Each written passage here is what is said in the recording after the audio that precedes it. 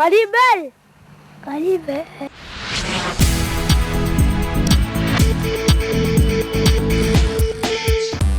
Plein feu sur l'émission Rallye les Belles avec Opel chez Sogecor.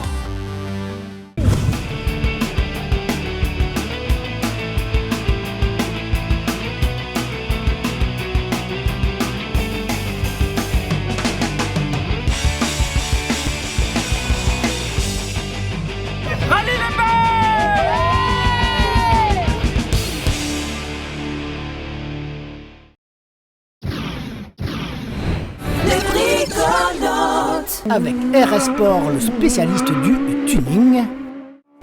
Autovision à Sainte-Anne, la sécurité avant tout. NTR Racing. GMG Location.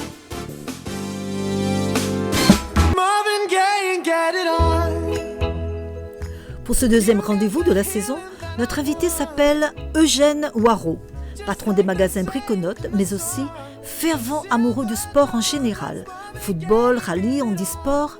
Cet homme d'affaires passionné contribue depuis de nombreuses années à promouvoir l'action sportive à travers un soutien inconditionnel. Les rallyes à La Réunion, c'est un peu lui aussi. Rencontre. Bonjour Eugène, comment allez-vous ? Je vais très bien. Et vous ? Moi, ça va très bien. Je constate qu'à Saint-Joseph, aujourd'hui, il fait très beau. Et on aimerait bien avoir ce temps-là pour le week-end du 7 et 8 mai. Vous nous le gardez ? Effectivement, pour le rallye de Saint-Joseph. Pour le rallye de Saint-Joseph. Ouais. Eugène, bricolage, matériaux de construction, outillage, jardinage, n'ont plus de secret pour vous ? Non, bon, ça fait plusieurs années que la société est créée. C'est une société familiale. Et nous sommes 3 frères. Donc, ça fait 31 ans, ça existe. C'était au nom de Sogobu. Sogobu, c'est une structure de Saint-Joseph, donc 31 ans. Et en 2000, on a créé une autre structure sur Saint-Benoît. Et à partir de 2000, on a trouvé une enseigne. On a l'enseigne des Briconotes. Et à partir de cette date, on a pris l'enseigne Briconote pour les 2 magasins, Saint-Joseph et Saint-Benoît. Quel est ton rôle à Briconote ? Je suis directeur général des 2 magasins et j'occupe tous les achats. Voilà mon rôle bien précis. Ça vous prend énormément de temps ? Beaucoup, oui. Et disons toute la semaine, je suis pris. Et sur le magasin de Saint-Benoît, je monte environ 2 fois. Donc, dans la semaine, il y a 6 jours. 6 jours de travail, alors. Et ça, effectivement, ça prend du temps. Et le loisir dans tout ça ? Le loisir, j'essaye de faire ça le matin. Je fais ma petite marche de 1h, 1h15, pratiquement tous les matins. Et de temps en temps, quand on peut avoir un grand week-end, on fait une randonnée en famille ou avec des amis. Voilà. Pour un homme très occupé comme vous, je pense que les réunions de famille, le contact avec les enfants, parce que vous nous dites que vous en avez 3, c'est ça ? Voilà, j'ai 3 enfants. Aujourd'hui, j'ai une petite fille aussi. Donc, c'est prendre plaisir avec la petite, vu qu'avec le boulot qu'on avait eu, on n'a pas vu du tout les enfants grandir. Et aujourd'hui, on prend un peu plus de temps avec la petite. Vous avez des garçons, des filles ? J'ai 2 filles et un garçon. On va voir maintenant le premier magazine qui nous ramène 14 ans en arrière, à l'époque où les 2 WRC faisaient le spectacle aux mains de Malicunia et Olivier Payette. On y va ? D'accord. Et on se retrouve juste après. D'accord.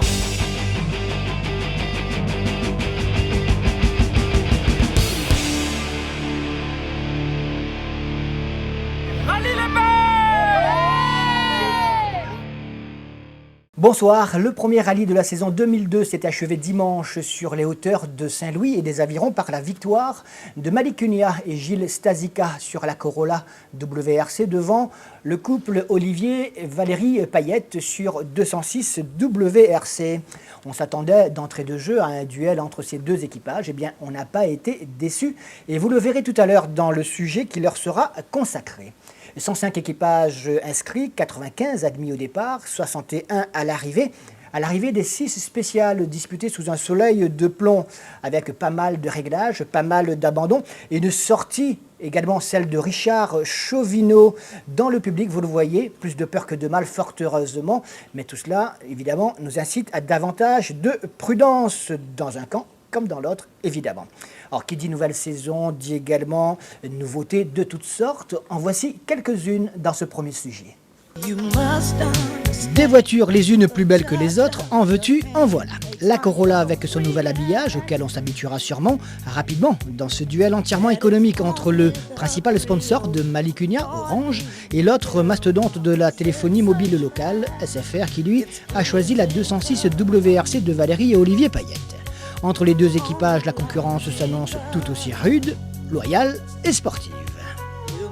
À mon avis, ils vont progresser très très vite. Bon, c'est clair que la voiture, je crois qu'il n'y a plus rien à dire dessus. Il n'y a qu'à voir ce qu'elle fait actuellement. Au niveau d'équipage, là aussi, il n'y a rien à dire. Bon, ils ont prouvé leur niveau de performance. Et bon, même s'ils ont été absents pendant plus d'une année, c'est un équipage très talentueux. Donc il faudra compter sur eux très très vite. Donc effectivement, si on peut exploiter peut-être ce début de saison, pourquoi pas, il faudra effectivement, mais ça devrait se compliquer très très rapidement. Pour moi ça se passe bien. Ce qui m'étonne un petit peu, c'est que je gère ma pression. Depuis hier, bon, c'est vrai que j'ai eu une grosse boule au ventre, mais j'ai vite l'enlevé, donc je crois que c'est le principal. Et maintenant, je crois qu'on part en challenger. On n'a rien à prouver, on a une très bonne voiture, on a une très bonne équipe. Et maintenant, c'est à nous de montrer qu'on peut grimper sur la plus haute marche le plus rapidement possible. Mais il nous faudra quand même un peu de rallye pour la prendre en main. Donc on va sereinement et sans pression. Pour l'instant, je pense pas pense pas à la gagne. Je veux dire, si on gagne, tant mieux. Ça sera un travail à long terme sur toute une saison. Déjà dans un premier temps, prendre la voiture en main, essayer de la comprendre, surtout l'apprivoiser. Premier couac sans conséquence, mais cela marque les visages et fait un gros roulis dans l'estomac. La 206 refuse de démarrer du premier coup. L'électronique est si pointue qu'il ne faut oublier aucune connexion. L'ingénieur est là, pas le droit d'intervenir encore, on est dans le parc, un coup d'œil, 2 questions, la bonne réponse et le sourire retrouvé. Ouf, on peut se détendre. Philippe Maître, en attendant sa Clio Super 1600, était avec sa Mégane, pas jaloux des WRC. Vous savez, il faut savoir se contenter de ce qu'on a. Je crois que c'est déjà pas mal.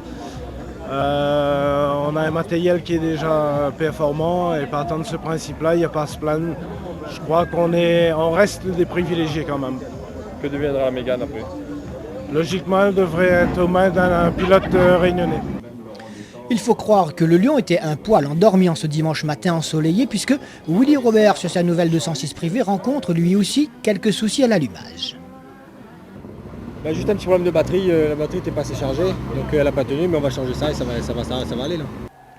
Ces petites anecdotes ont pour effet de faire monter un peu plus la pression du cœur, de la tête et dans les paddocks, pression des pneus, avec l'arrivée en force dans le circuit d'un nouveau manufacturier, l'italien Pirelli, équipant notamment la Corolla, la Punto de Nazir Bangui et bien d'autres équipages.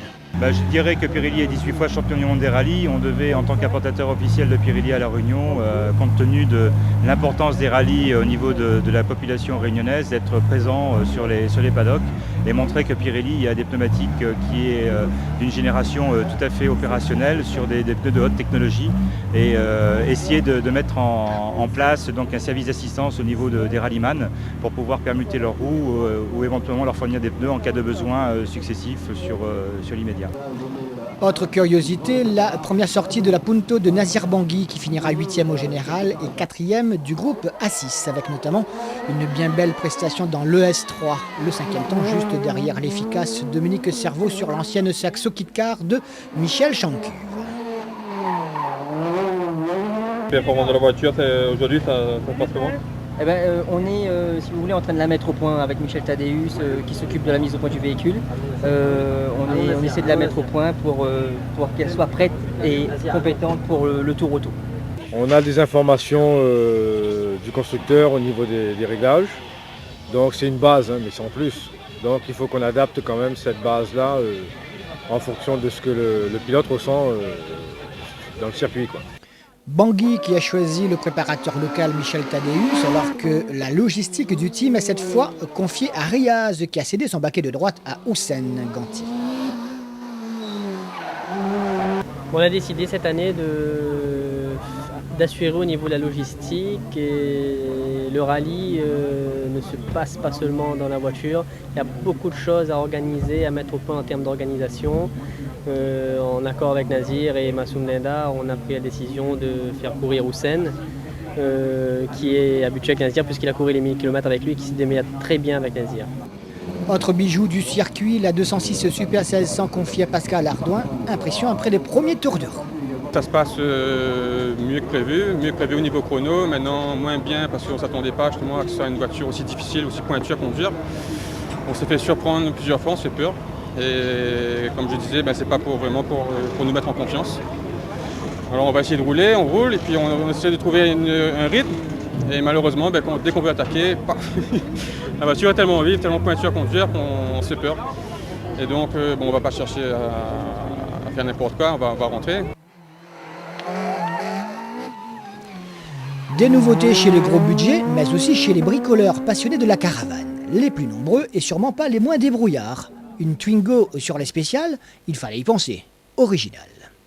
Le moteur, c'est un moteur d'origine ou... Non, on a fait une petite préparation moteur, on a fait une petite préparation au niveau de la culasse surtout. Donc on a confié ça à Daniel qui nous a fait une petite préparation vraiment intéressante.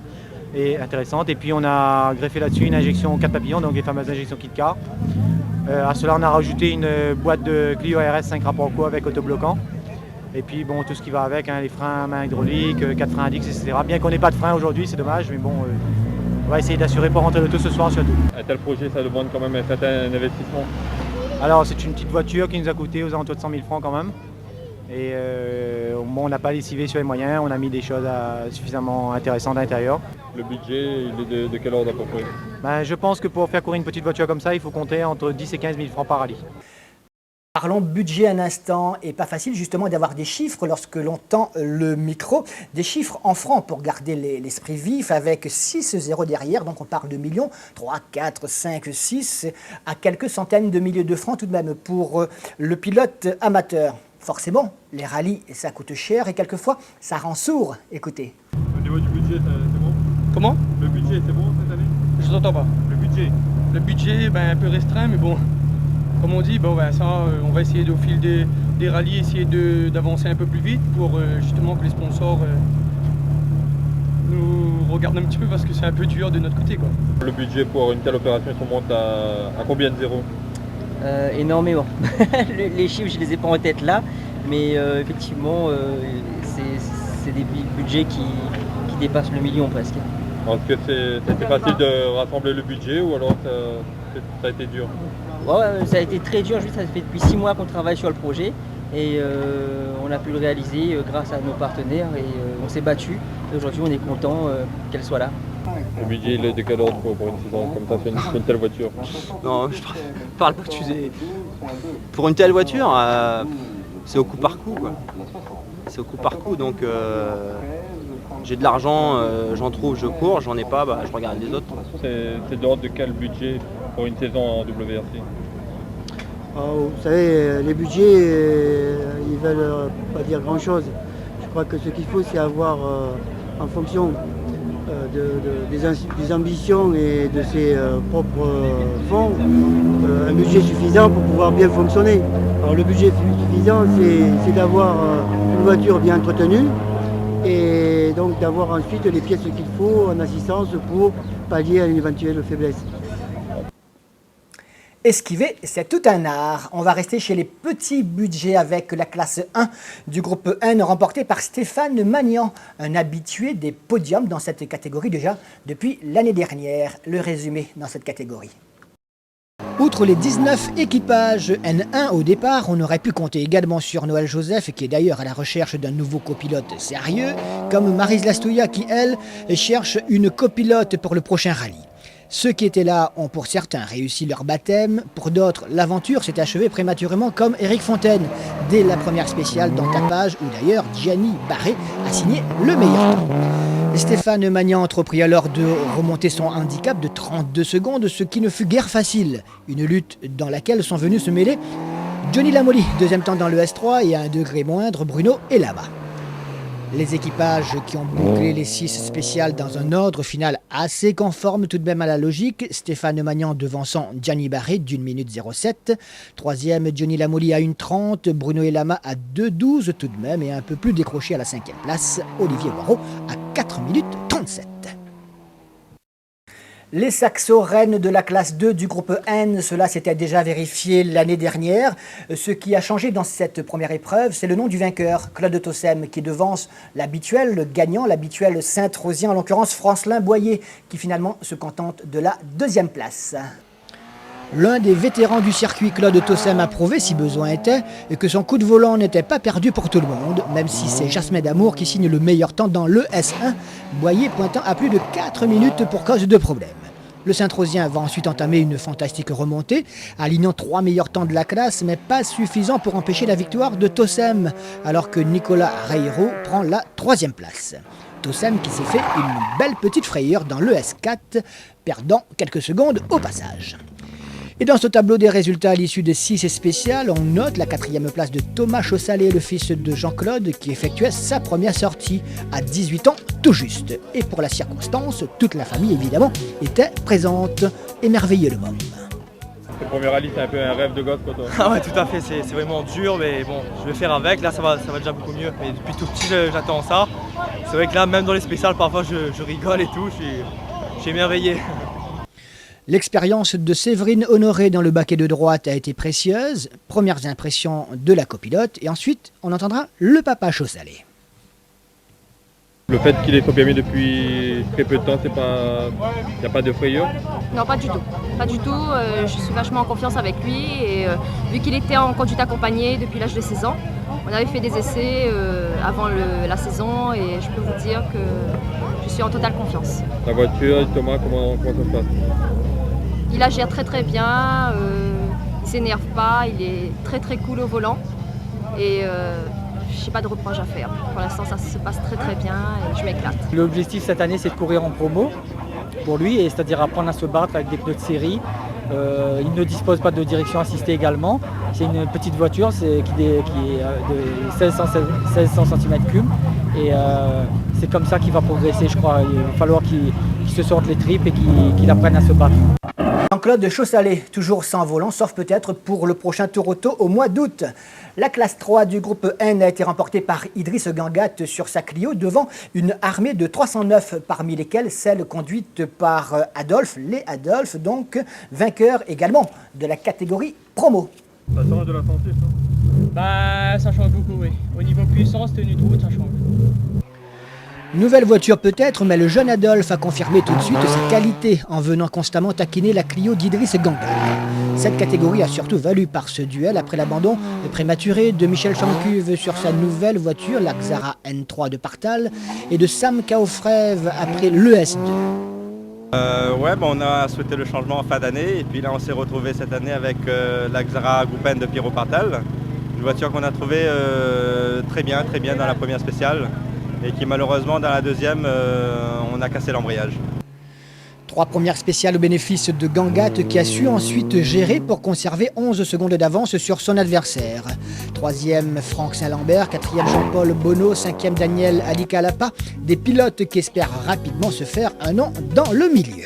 Pour cette première épreuve de la saison, il fallait évidemment s'attendre à des imperfections et des problèmes dans les mécaniques. C'est dans le groupe N justement, parmi les postulants à la victoire finale, que les dégâts ont été les plus nombreux.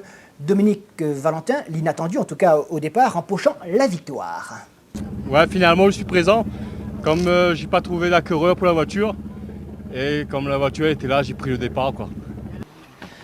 Il a bien fait de sortir sa Lancère du garage puisqu'il est reparti avec le trophée ce dimanche. Seul défenseur de la marque en l'absence d'Idriss Ognan ou encore de Pascal Ramassamy, le garagiste portois a su mener à bien sa course, résistant quand il fallait à l'armada des Subaru. Johnny Picard, le champion 2001 du groupe N, a dû abandonner dans le S4 alors qu'il jouait la gagne. Pas de chance non plus pour Christophe Bell, contraint à rendre son carnet lui aussi avant le S5 de tapage. Alors que la place semble nettoyée pour Bertrand Hansing, des problèmes dans la dernière spéciale le contraignaient à se contenter de la 2e place tout de même. Et pour cause. On finit, je crois, À l'agonie. À l'agonie, voilà, je cherchais le mot parce que on vient de casser la 3, je pense. On n'a plus de 3, donc on a fait toute la spéciale en 2 et en 4. 15 concurrents étaient au départ de la classe 6 du groupe A, celle qui comprend les Saxo Kit-Car, les 206 Super 1600, la Punto, les petites 206 également, comme on les appelle. Et c'est Dominique Cerveau qui a mis tout le monde d'accord. Mais tout cela nous promet de bien belles bagarres pour les prochaines épreuves. On y va. Et c'est sans aucun doute David Grondin, alias Tonton David, qui était annoncé comme le grand favori. Mais une pénalité d'1 minute 20 pour pointage en retard a ruiné toutes les chances du fougueux pilote avironné, son copilote au micro. On a démarré avec des petits soucis. On a eu un problème avec la pompe sur le départ de Marin et on a essayé de réparer sur la ligne de départ, mais on a perdu beaucoup de secondes. Dans la spéciale, on s'est pris un galet, on a percé. Très satisfait, surtout de rentrer la voiture pour le Citroën Sport, pour M. Frédéric Fouque. Toute l'assistance qui a fait un super boulot pour nous parce qu'on a eu pas mal de problèmes depuis le départ du rallye. Et aussi merci à mon copilote. C'est Dominique Cerveau sur l'ex-Saxo de Champcuve qui a le plus heureux. On envisage la suite de la saison de bon augure, surtout que c'est notre premier rallye sur la voiture. Donc on a mené un petit peu le groupe A6 sur ce rallye. Bon, c'est sûr que David Grondin aussi a eu des petits soucis. Mais bon, ça fait partie aussi du rallye, ça fait partie du jeu. À nous de tirer notre épingle du jeu et de progresser en conséquence pour essayer d'arriver au meilleur niveau. Pas de chance pour Willy Robert, out dès la première spéciale. Content par contre Pascal Ardouin, deuxième de la classe. Pour nous, ça s'est bien passé. On a essayé plusieurs choses. Sur la fin de la dernière boucle, on commençait à être à l'aise avec la voiture. J'arrivais à pouvoir me concentrer, chose qui n'était pas tout à fait évidente au début.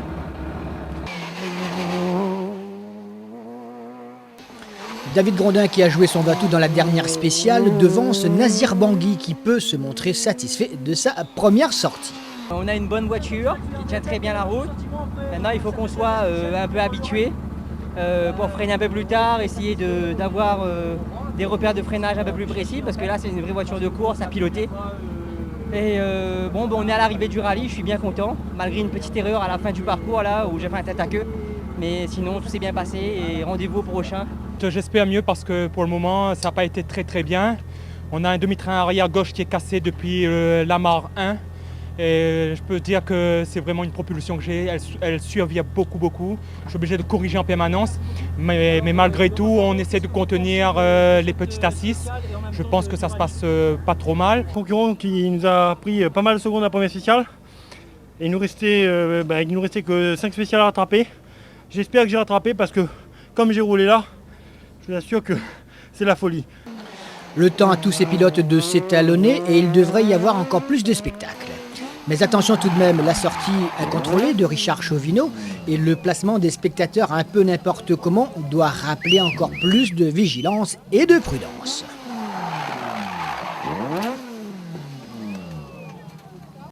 Impressionnant, hein, et ce n'était pas bien méchant. Le groupe F2000 a été remporté par Dominique Waro sur sa Saxo devant Mamizoa Rajoal, contraint de ressortir la vieille Civic pour cette première épreuve. Alors quid de la nouvelle voiture dont on dit tant de merveilles? Nous lui avons posé la question. Ça va, je suis un peu plus confiant, je suis bien content d'avoir mon épouse à mes côtés. La nouvelle, elle n'est pas homologuée. Et on vient d'avoir l'accord du concessionnaire Honda, la Sogecor, qui vont s'en occuper pour la faire rapatrier à La Réunion pour le prochain rallye. Donc je tiens à les remercier. Sinon la voiture elle est en vente un peu ou pas? Celle-là, s'il y a un bon acquéreur, oui, mais c'est quand même la voiture qui nous a permis de faire le premier rallye. Et on est un petit peu quand même sentimental. Mais bon, s'il y a une bonne proposition, pourquoi pas? En attendant la nouvelle caisse, il fallait ne pas perdre la main et remettre Madame dans le bain. Opération réussie, même si au final c'est Dominique Waro sur sa Saxo qui l'emporte. Le pilote Citroën a souvent joué le meilleur temps quand il n'était pas contraint de laisser quelques secondes à des pilotes comme Farouk Beg et Olivier Barder, qui avec sa fidèle AX termine 3e et premier de la classe 12. C'est impeccable, on a terminé le rallye avec beaucoup de difficultés, avec vraiment un très petit moyen au niveau des sponsors. Mais bon, on a fait avec. On est content d'être là. Je remercie tous mes sponsors, le team Top Chrono et toute mon équipe d'assistance. 44e au général, Christophe Delmas et la baptisée Sandra avaient le moral. Cette première expérience avec le pilote? Pour l'instant ça va, ça se passe très bien. L'essentiel c'est qu'on ramène la voiture au parc, c'est tout ce qu'on demande pour l'instant. Il n'y a pas trop de peur dans la voiture, pas trop de frayeur? Ah non, pas du tout. Non, j'ai confiance en mon pilote. Pour Axel Rivière, l'heure est peut-être venue de changer. Non. Quelles ambitions tu auras cette année? Peut-être changer de voiture bientôt et garder celle-là pour cause de cote. Dans les prochains rallyes peut-être le prochain. Quelle voiture tu montes? Parce que là, la voiture n'avance pas beaucoup. En cote, c'est difficile. On a un petit moteur d'origine, donc pour la cote, c'est pas bon. Quoi. Quelle voiture tu montes prendre? Peut-être une 106 Combat ou une 206 Challenge, peut-être. Dans ce concert, évidemment, les milliers de spectateurs avaient les yeux rivés sur les deux WRC. Finalement, ça s'est passé de manière assez logique, avec une certaine régularité de la part de Malik Kuniya sur sa Corolla, sur laquelle il roule quand même depuis un an. Et quelques soucis pour Olivier Payette, s'agissant de Sarbir Ghani et Philippe Maître, qui ont joué donc les seconds couteaux, on dira. Ils ont connu des fortunes diverses. On fait le point tout de suite sur la tête de course. Écoutez, la première impression, je le dis très amicalement à l'attention de Olivier qui a beaucoup de problèmes avec sa voiture. Ça fait une drôle d'impression de rattraper une 206 WRC. Je crois que c'est suffisamment unique dans les annales pour le signaler. Sinon, on s'est donné à fond en espérant récupérer le podium malgré nos multiples crevaisons. Philippe Maître, qui a subi par ailleurs 2 crevaisons, a ainsi résumé la situation. Sur sa Mégane, il n'espérait pas tant voir le cul de la 206 en spécial, mais chacun sait que le sport mécanique a cela de beau que cela ne roule pas toujours comme on veut. Et ce n'est pas Sarbir Ghani qui était venu se mêler à la bagarre dans les 2 premières spéciales sur sa 306 Maxi, louée en métropole, qui dira le contraire. On a cassé le cardan dans les peines, tout simplement. Donc on arrête. Voilà. La Corolla, elle, n'a pas eu trop de soucis. Malik Kuniya signe le scratch dans le S1 pendant qu'Olivier Payette teste sa nouvelle bête en situation de course. 28 secondes dans la vue, tout de même, normal. Mais le beau gosse a de l'orgueil et de la fougue. ES2, Lamar, il signe le scratch, stomachant les plus réticents sur son adaptation quasi immédiate. La première très bien, on retrouve un peu les sensations, donc c'était bien. Bon, on avait un petit souci, mais bon, on est en train de trouver nos marques un petit peu avec les pneus Pirelli, mais ça fonctionne très bien. Hein. Donc la première, je dirais, ça s'est bien passé. La deuxième, j'ai très bien roulé, pas de faute particulière, rien. Bon rythme, très précis et tout. Bon, par contre, je suis un petit peu surpris du chrono, mais bon, maintenant on verra tout à l'heure. On s'en occupe pas trop, on continue le rallye et puis on verra bien. On a fait des essais très intéressants et comme je vous dis, la voiture est développée d'une certaine manière qu'il y a très peu de réglages à fournir. Je crois qu'on a Gilles Panizzi qui est très bien sur l'asphalte, donc il sait plus ou moins comment mettre la 206. Donc dès qu'elle arrive ici, il y a juste peut-être quelques petits trucs à revoir, mais c'est très très léger et la voiture est vite en position pour qu'on puisse mettre pied dans la tôle. Alors que les spectateurs se frottaient déjà les mains d'un duel aussi rapide pour les chronos, le S3 venant d'ailleurs confirmer cela avec seulement 2 secondes de mieux pour Malik sur Olivier, la 206 donne des signes de défaillance. Les spéciales faites de beaucoup de relances et d'épingles sollicitent nerveusement les transmissions. La 206 craque en premier. Valérie, ça se passe pas trop bien. Écoute, c'est juste un problème mécanique, donc ça remet pas en cause le pilotage d'Olivier, encore moins, notre adaptation à la voiture. On a cassé quelque chose, je ne saurais pas te dire quoi, depuis la sortie de la Mare 2. Mais l'essentiel, de toute façon, soit on s'arrêtait, ou soit on continuait ou on finissait. Donc on a choisi avec Olivier de finir la spéciale, de finir le rallye. Mais c'est très très dur parce que la voiture elle est lourde, apparemment il ne nous reste plus que 2 roues motrices, on n'a plus les 4. La bonne info et la plus sincère, c'était celle-là. Ensuite, certains parleront d'intox venu d'ailleurs. C'est nouveau, mais il en faut. Toujours est-il qu'au départ de l'ES5, la 206 est censée être de nouveau performante après une intervention express. Malik ressent la pression, mais signe aisément un nouveau scratch et pour cause, Olivier ne pouvant mécaniquement plus rivaliser avec seulement 2 roues motrices. La course est gagnée pour le champion en titre qui casse lui aussi sa transmission dans la dernière spéciale. Coïncidence, mais surtout conditions de course exigeantes pour les mécaniques. On vient de casser la transmission là. On a cassé la transmission, je sais pas. On doit pas être bien loin là. J'étais en 2 roues motrices là. Pratiquement pendant toute la spéciale. Comment ça s'est passé la dernière épreuve? Ah, j'en sais rien, je sais pas. Gros souci alors Malik, hein, il faut Ah oui, on putain. va attendre vraiment la dernière minute. Là. Je sais pas, on va attendre un petit peu, mais bon. D'Olivier pour savoir exactement. Là, j'espère que j'ai pas endommagé plus que ça parce que j'ai essayé de vraiment limiter les dégâts. On a cassé une transmission à la réception d'une épingle. Mais depuis tout à l'heure, j'entendais des bruits là, mais je sais pas. Je préfère attendre là, voir un petit peu. Logiquement, il me rattrape pas, il m'a pas doublé, donc il m'a pas mis la minute. Donc, mais bon. Là, on revient loin. Si on gagne, on revient de très très loin. Je sais pas. On verra, hein. Mais là, je sais pas du tout. On a les boules, dit Valérie. Le problème, c'est que quand on connaît le potentiel de la voiture, et bon, bah, c'est le sport, hein, c'est comme ça, mais je peux m'en prendre qu'à moi-même. J'ai cassé la voiture et c'est que je suis encore trop dur avec elle. Donc c'est à moi de m'améliorer et d'être plus doux. Malik enlève finalement cette première manche dans les hauts du sud-ouest où visiblement la fréquence d'orange semble mieux fonctionner, même sur l'électronique diront les mauvaises langues. Philippe Maître prend quant à lui une habituelle 3e place et devient leader du championnat des voitures de série 2 litres. Mais la suite promet assurée.